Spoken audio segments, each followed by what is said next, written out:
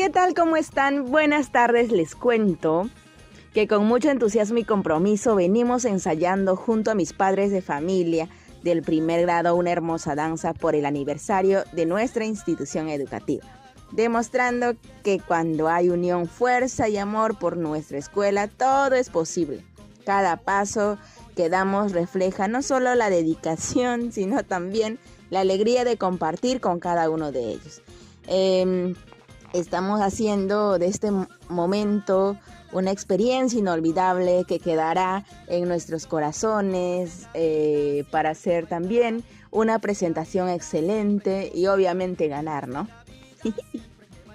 Aquí, como pueden observar, unas fotografías del hermoso ensayo que estamos realizando por las tardes con nuestros papitos. Bueno, con mis papitos del primer grado.